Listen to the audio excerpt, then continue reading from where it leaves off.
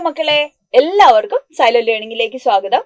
അപ്പൊ നമ്മള് പലപ്പോഴും അല്ലെ നമ്മുടെ എസ് എ ചോദ്യങ്ങള്, ഷോർട്ട് എസ് എ ഇങ്ങനെയുള്ള ചോദ്യങ്ങളൊക്കെ നമ്മള് ഏതൊക്കെ വരിക, എന്തൊക്കെ വരും എന്നൊക്കെ ഉള്ളതൊക്കെ നമ്മൾ പലപ്പോഴും നമ്മൾ പഠിക്കാറുണ്ട്. എന്നാൽ പലപ്പോഴും MCQ അല്ലെ, അല്ലെങ്കിൽ 1 മാർക്കിന്റെ ചോദ്യങ്ങളൊന്നും പലപ്പോഴും നമ്മൾ അത്ര കാര്യമായി ശ്രദ്ധിക്കാറില്ല.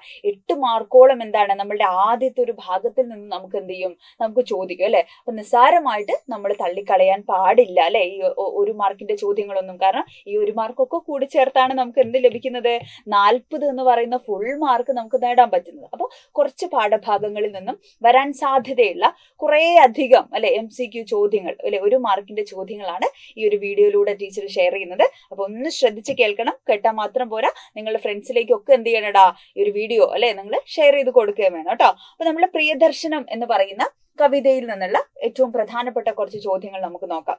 പ്രിയദർശനം എന്ന പാഠം ഏത് കൃതിയിലേതാണ്? നളിനി എന്ന് പറയുന്ന കവിതയിൽ നിന്നുമാണ് അല്ലെ. കവിതയിലെ വരികളാണ് നമ്മൾ പഠിച്ചു. നളിനി എന്ന ഖണ്ഡകാവ്യം. അപ്പൊ നളിനി എന്നതൊരു ഖണ്ഡകാവ്യം കൂടെയാണെന്ന് ആലോചിക്കണം. ഖണ്ഡകാവ്യം എഴുതിയതാരാണ്? കുമാരനാശാനാണ്. കുമാരനാശാൻ അല്ലെ. ആശയഗംഭീരൻ എന്ന വിശേഷണം ആർക്കാണ് ലഭിച്ചിരിക്കുന്നത്? കുമാരനാശാനാണ് അല്ലെ. സ്നേഹഗായകൻ എന്ന് അറിയപ്പെടുന്ന മലയാള കവിയാരാണ്? അതും കുമാരനാശാനാണ്. കുമാരനാശാൻ ജനിച്ച ജന്മദിനം എപ്പോഴാണ്?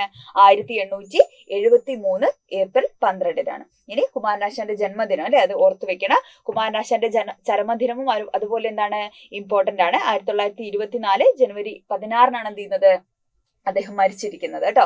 കുമാരനാശാന്റെ ബാല്യകാലത്തിലെ പേര് കുമാരു എന്നാണ്.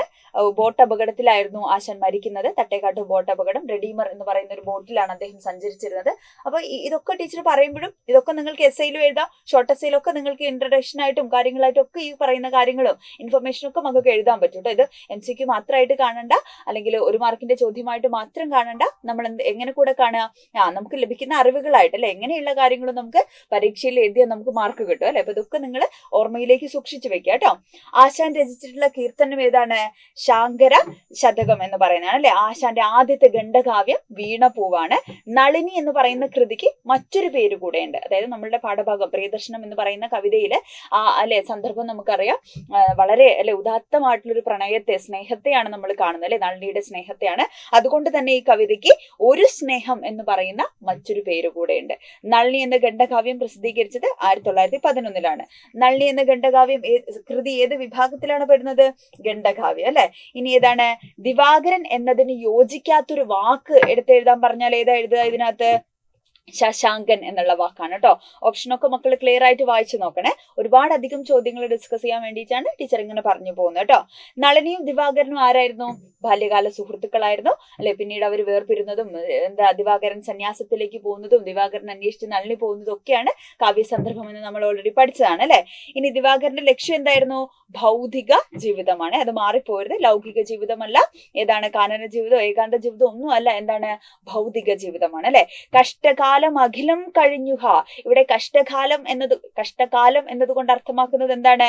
ദിവാകരനുമായിട്ടുള്ള നളിനിയുടെ വേർപിരിയലായിരുന്നു അല്ലെ. വടിവി എന്ന് വന്നതാര് അല്ലെ. ആരാണ്? വിധിയാണ് വടിവി എന്ന് വരുന്നത് അല്ലെ. ചിരമഹോ കൊതിച്ചു ഞാൻ. എന്താണ് കൊതിച്ചത്? ദിവാകര ദർശനം. ആര് കൊതിക്കുകയാണ്?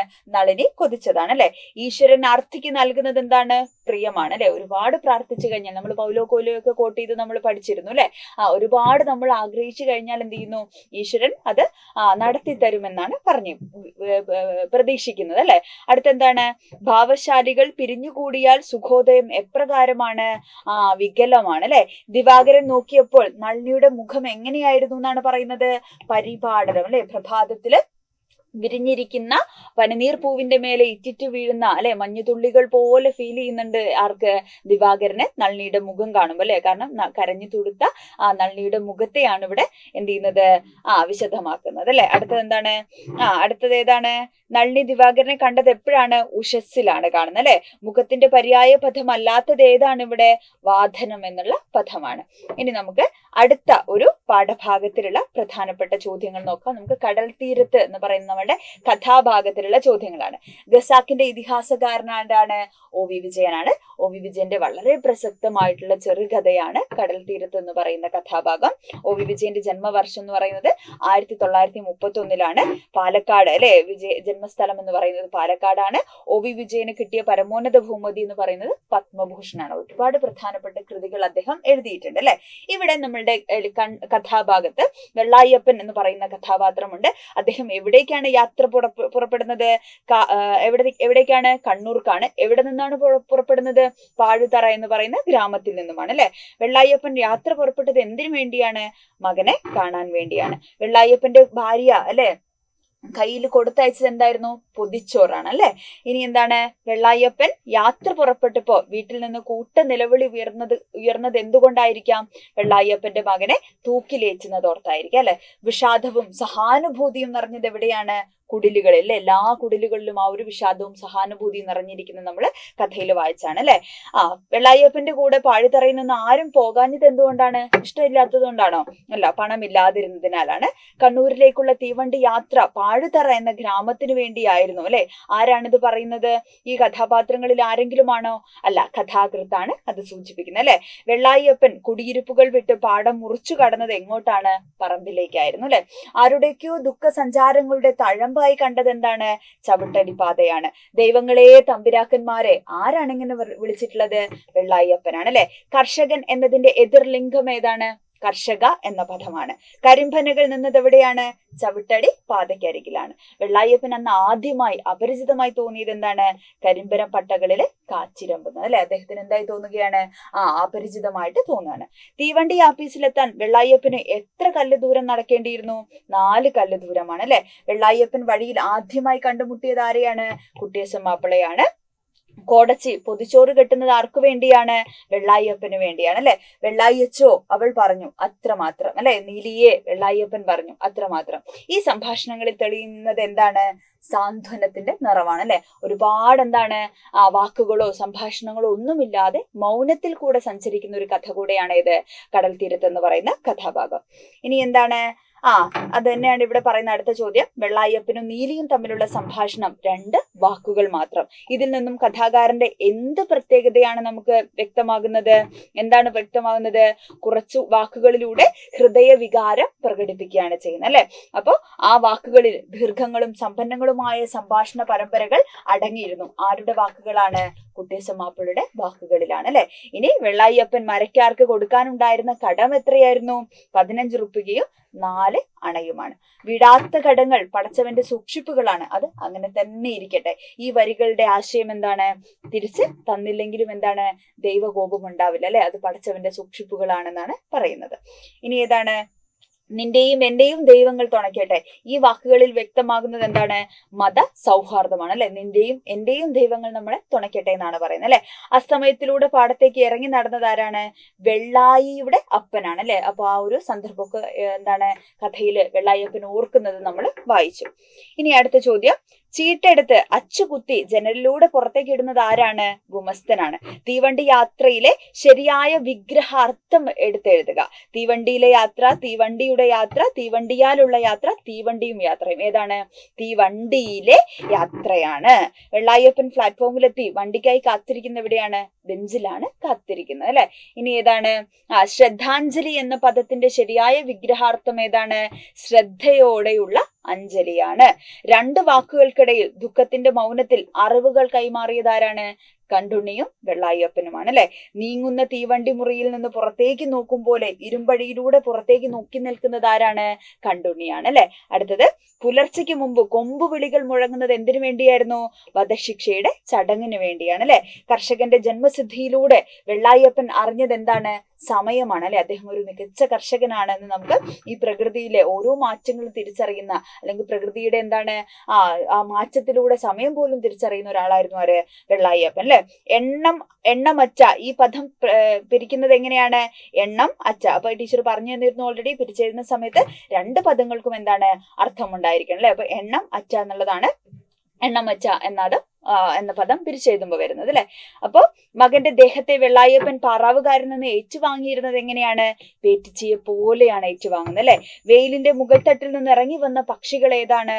കാക്കകളാണ് അല്ലെ. പട്ടണത്തിന് പുറത്തുള്ള വെളിനിലങ്ങൾക്ക് മുകളിൽ ചുറ്റിപ്പറക്കുന്നത് കഴുകന്മാരായിരുന്നു. ഇനി നമുക്ക് അടുത്ത പാഠഭാഗം നോക്കാം. ലക്ഷ്മണ സാന്ത്വനമാണ്.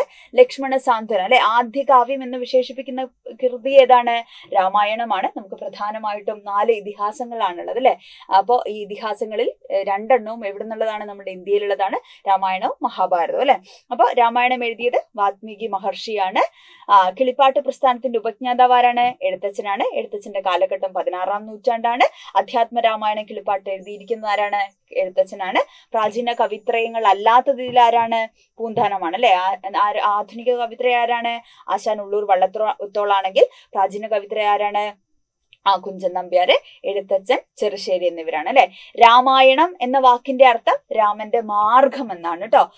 എഴുത്തച്ഛൻ ജനിച്ച ജില്ല ഏതാണ്? മലപ്പുറം ജില്ലയിൽ തിരൂരാണ് അല്ലെ. അവിടെ തുഞ്ചൻ പറമ്പിലാണ് എഴുത്തച്ഛന്റെ സ്മാരകമൊക്കെ നിലനിൽക്കുന്നത് കേട്ടോ. അധ്യാത്മ രാമായണം എത്ര ആയിട്ടാണ് തിരിച്ചിരിക്കുന്നത്? 6 കാണ്ഡങ്ങളായിട്ടാണ്. ലക്ഷ്മണ സാന്ത്വനം എന്ന പാഠഭാഗം എടുത്തിരിക്കുന്നത് ഏത് കാണ്ഡത്തിൽ നിന്നാണ്? അയോധ്യ കാണ്ഡത്തിൽ നിന്നുമാണ് അല്ലെ. ശ്രീരാമൻ ആരെയാണ് സാന്ത്വനിപ്പിക്കുന്നത്? ലക്ഷ്മണനെയാണ് സാന്ത്വനിപ്പിക്കുന്നത്. ആ 2 അല്ലെ പോയിന്റുകൾ, കീ വാക്കുകളൊക്കെ ടീച്ചർ പറഞ്ഞായിരുന്നു. സൈക്കോളജിക്കൽ ആയിട്ട് അല്ലെ, മനഃശാസ്ത്രപരമായിട്ടും ഫിലോസഫിക്കലായിട്ട് തത്വചിന്താപരമായിട്ടാണ് എന്ത് ചെയ്യുന്നത്? രാമൻ ലക്ഷ്മണനെ സമീപിക്കുന്നത്. സൗമിത്രി എന്ന് വിളിക്കുന്നത് ആരെയാണ്? ലക്ഷ്മണനെയാണ് അല്ലെ. സുമിത്രയുടെ മകനെ എന്നാണ് വിളിക്കുന്നത്. സംസാരകാരിണിയായത് അവിദ്യയാണ്. സംസാരനാശിനിയായത് വിദ്യയാണ്. ഇനി ഏതാണ്? രാഗാതി സങ്കുലമായുള്ള സംസാരം എന്തിനു തുല്യമാണെന്നാണ് പറയുന്നത്? സ്വപ്നത്തിന് തുല്യമാണ്. ശ്രീരാമന്റെ പട്ടാഭിഷേകം മുടങ്ങാൻ കാരണം ആരാണ്? കൈകേയിയാണ് അല്ലെ. ആ കഥയൊക്കെ നമ്മൾ പഠിച്ചിരുന്നു അല്ലെ.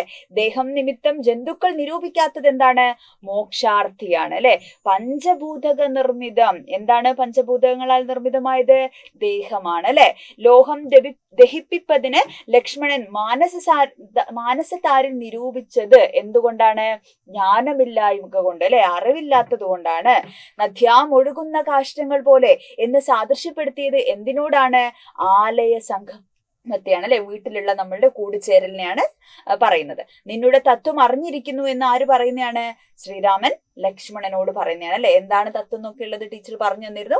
ഇനിയും എന്ത് ചെയ്യും? നമ്മുടെ ലൈവുകളിൽ ഇത് ഓരോ വരികളായിട്ട് അല്ലെ വളരെ ഡീറ്റെയിൽ ആയിട്ട് ഈ പാഠഭാഗങ്ങളൊക്കെ ടീച്ചേഴ്സ് മക്കളെ പഠിപ്പിക്കുന്നതായിരിക്കും കേട്ടോ.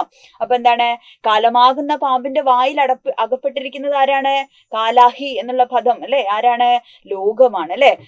കാലമാകുന്ന പാമ്പിന്റെ വായിൽ അകപ്പെട്ട മനുഷ്യൻ ചെയ്യുന്നത് എന്താണ്? ഭോഗങ്ങൾ തേടുകയാണ് അല്ലെ. കാലമാകുന്ന പാമ്പിന്റെ വായിൽ അകപ്പെട്ടിട്ടും എന്ത് ചെയ്യുന്നു? ഭോഗങ്ങൾ തേടുകയാണ് അല്ലെ. അതിനൊരു ഉദാഹരണം പറഞ്ഞു തന്നിരുന്നു. എന്തുപോലെയാണ്? ചക്ഷുശ്രവണ ഗലസ്തമാം ദുർദുരം ഭക്ഷണത്തിനായി അപേക്ഷിക്കുന്ന പോലെ അല്ലെ. കാലാഹിന പരിഗ്രസ്തമാം ലോകവും ആലോല ചെയ്ത ഭോഗങ്ങൾ തേടുന്നു എന്നാണ് അല്ലെ. എങ്ങനെയാണോ പാമ്പിന്റെ വായിൽ അകപ്പെട്ടിരിക്കുന്ന തവള ഭക്ഷണം തേടുന്നത്, അതുപോലെയാണ് കാലമാകുന്ന പാമ്പിന്റെ വായിലിരിക്കുന്ന മനുഷ്യൻ സുഖങ്ങൾക്ക് പിറകെ പോകുന്നെന്ന് പറയുന്നത് അല്ലെ. അടുത്തത്, മായയാൽ നിർമ്മിക്കപ്പെട്ടതും പരിണാമങ്ങൾക്ക് വിധേയമായിട്ടുള്ളതും എന്താണ്? മനുഷ്യന്റെ ശരീരമാണ് അല്ലെ. കാമക്രോധ ലോഭ മോഹങ്ങൾ എന്താണ്? മനുഷ്യന്റെ ശത്രുക്കളാണ്. അപ്പൊ ഷഡ് ദർശനങ്ങൾ എന്ന് പറയുന്ന 6 ദർശനങ്ങളെ ടീച്ചർ പഠിപ്പിച്ചിട്ടുണ്ട്. ഇനിയും ലൈവുകളിൽ എന്ത് ചെയ്യും? അത് വിശദമായിട്ട് ടീച്ചർ പറഞ്ഞുതരും. അപ്പൊ അതൊക്കെ ഓർത്തു വെക്കണം. അപ്പൊ മനുഷ്യന്റെ ശത്രുക്കളാണ് എന്ത്? ഈ കാമം, ക്രോധം, ലോഭം തുടങ്ങിയിട്ടുള്ള 6 ദർശനങ്ങൾ. ധർമ്മത്തിന്റെ നാശത്തിന് കാരണമായി തീരുന്ന എന്താണ്? ക്രോധമാണ്. നമ്മൾ ഏറ്റവും കൂടുതൽ പേടിക്കേണ്ടതും ക്രോധത്തെയാണെന്നാണ് പറയുന്നത് അല്ലെ. നിന്നുടെ തത്വം അറിഞ്ഞിരിക്കുന്നു. ആരുടെ തത്വമാണ്? ഓൾറെഡി നമ്മൾ പഠിച്ചു, ലക്ഷ്മണന്റെ അല്ലെ. ഐശ്വര്യവും യൗവനവും നിലനിൽക്കുന്നതല്ല അല്ലെ. ആരോടാണ് ഇങ്ങനെ പറയുന്നത്? ശ്രീരാമൻ ലക്ഷ്മണനോടാണ് അല്ലെ. നമുക്ക് ദോഷം വന്നു ഭവിക്കാൻ കാരണം എന്താണ്? ദേഹാഭിമാനം നിമിത്തം ഉണ്ടാകുന്ന അല്ലെ ക്രോധം, അല്ലെങ്കിൽ അത് കൊണ്ടുണ്ടാവുന്ന രോഷം കാരണമാണ് നമുക്ക് ദുഃഖം വരുന്നത്. ഏകാഗ്രചിത്തരായി എന്ത് ചെയ്യണമെന്നാണ് ശ്രീരാമൻ ലക്ഷ്മണനോട് പറയുന്നത്? വിദ്യാഭ്യാസം അല്ലെ, അറിവ് സമ്പാദിക്കണം അല്ലെ. ദശരഥൻ ആർക്കാണ് വരം നൽകുന്നത്?